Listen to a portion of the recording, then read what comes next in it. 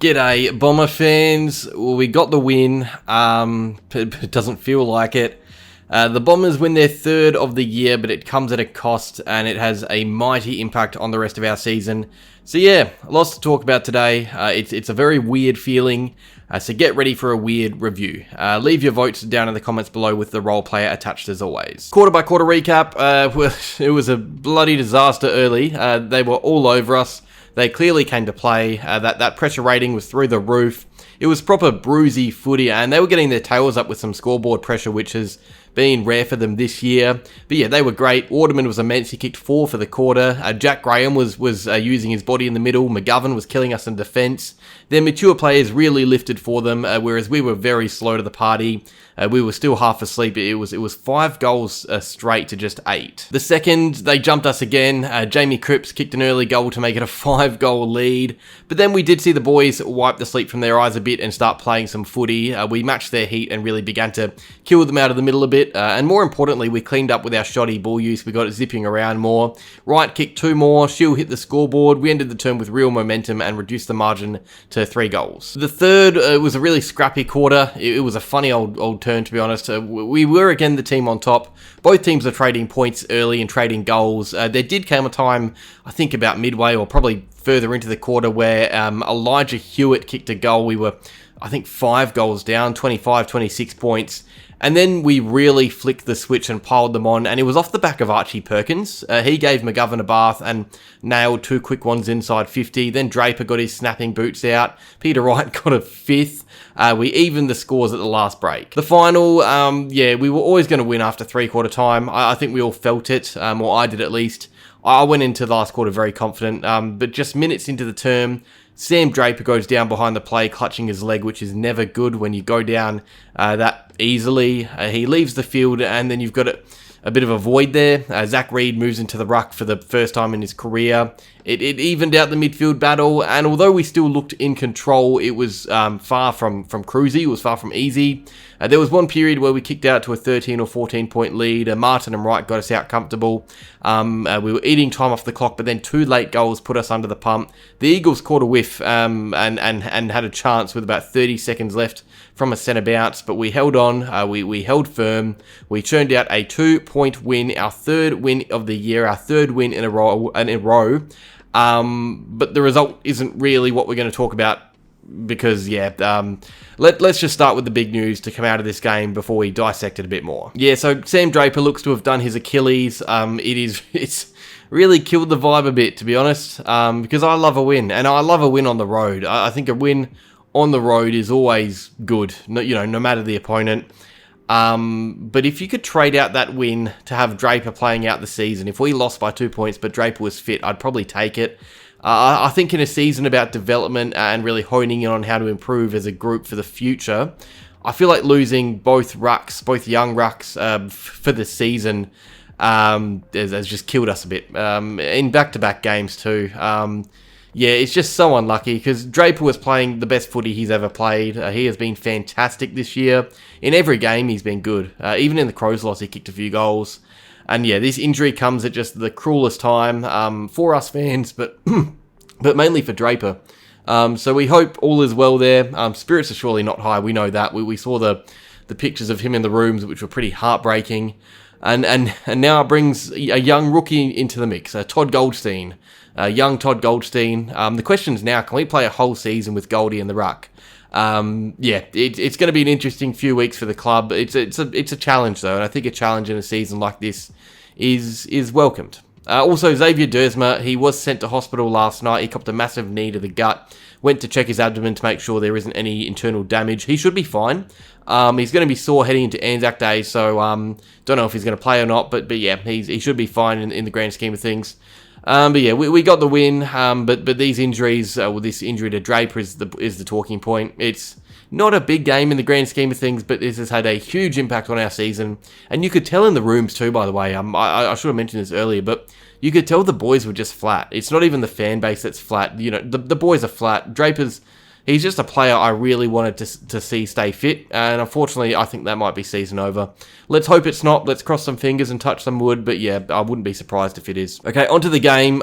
So it was an interesting one. The Eagles really came to play with heart early. They were very hot around the contest, pressure-based early, the best pressure they've had all year, I think. The rating was really high, and it really forced us into mistakes. I thought that's what killed us early on. I didn't think our defensive structure was the thing losing us this game or losing us the score. I thought it was our ball movement and the mistakes we were making in key areas, because the Eagles were they were doing their scoring off turnover, and we were handing them opportunities on a platter, putting our back six on the back foot, running towards goal or their own goals with the ball whizzing around behind them in different areas. So yeah, sometimes it was just an errant hand pass that went behind a desired target. And when that happens, by the way, it happened a few times, when your whole team has their back to the opposition goals, it is just impossible to defend when players start sprinting that way down at you.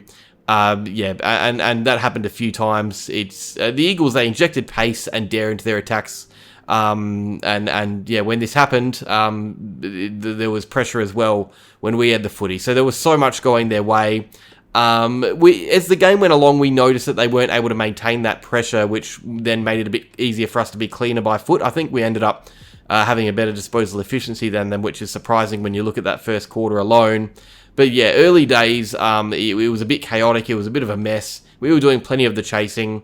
I think as the game went on, it balanced out, and by the end of it, we saw around where both teams, should have been, or close to it. I think after the Jamie Cripps goal in that second quarter, we kicked 10, they kicked 5. So that kind of shows you where both teams are at, I think. I think that was a fair way to look at it. We should say, though, I thought the Eagles were great, and I feel it's disrespectful for us to be talking about a team, and, because we were obviously poor, but we should credit the Eagles a bit more, and I thought it was their leaders who really stepped up, and there's a nice little juxtaposition here, because, you had Waterman, who was awesome early.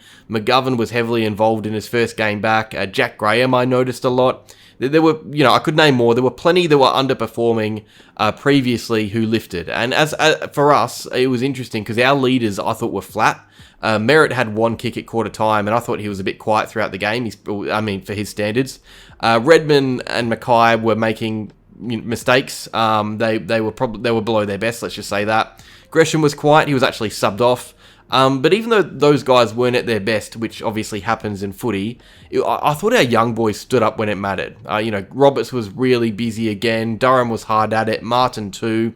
Even guys like Perkins, who that huge third quarter, and Ben Hobbs, who had that huge second quarter. It wasn't even whole games, but some of these players are really stepping up in moments or quarters. Jackson Pride down back was a really reliable one. But even, Zach Reed having to play in the ruck. Nate Caddy in the last quarter, I thought, really stepped up.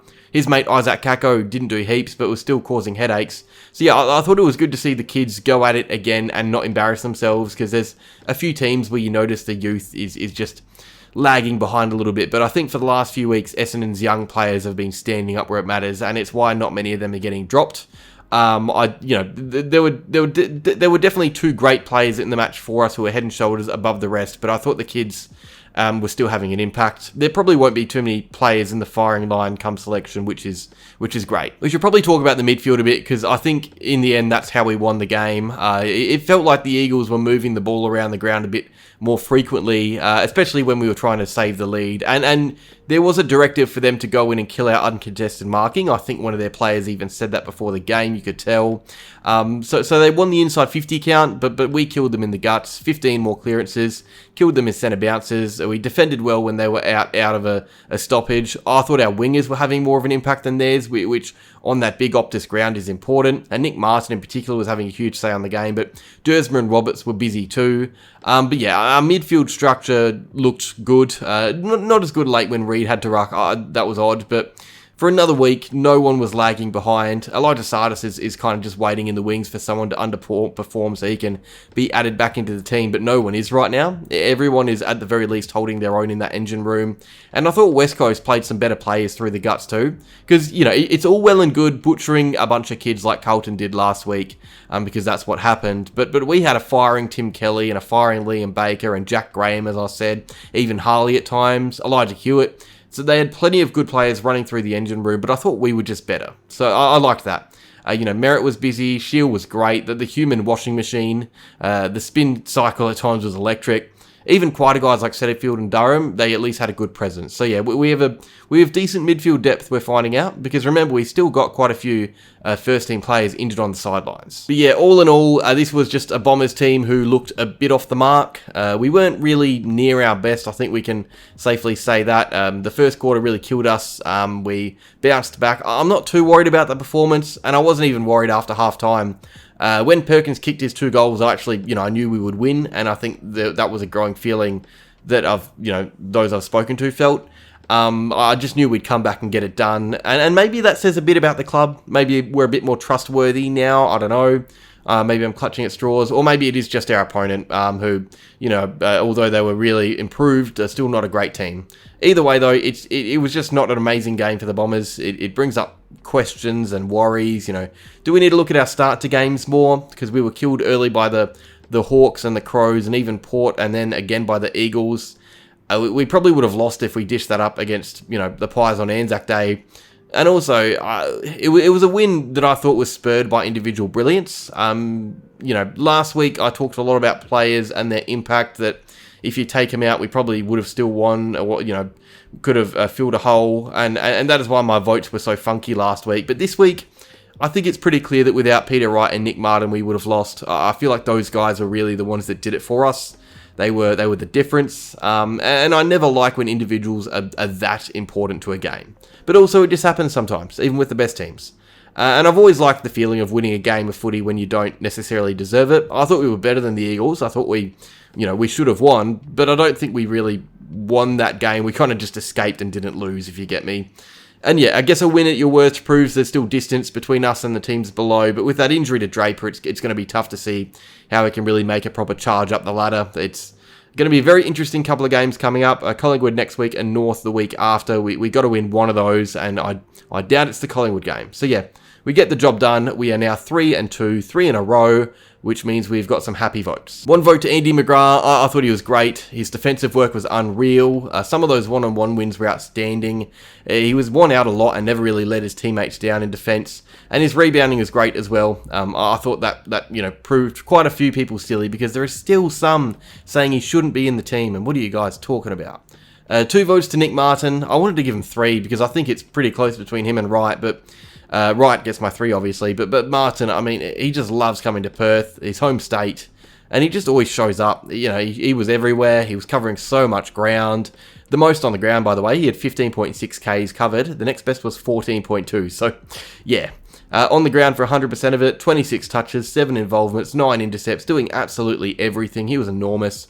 But 3 votes to, Peter Wright, 2 metre, 7-seater, 2-litre Peter. First game back, and he stands tall and kicks us 6 goals. And in a low-scoring game, just 11 apiece, it was those goals and his conversion and that presence that won us the game. It was the fact that he was getting left on his own in spots that defenders don't really consider dangerous for other forwards, but because of Peter and his roost, it makes them dangerous. He was kicking from 55 out. He can convert from anywhere, and that's why he is so good at his best.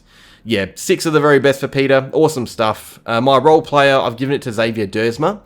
And it's not because he had 24 touches. I know some will say that isn't really a role player performance, but for me it was the way he attacked the ball and defended, and his courage. I mean, that last play summed it up perfectly.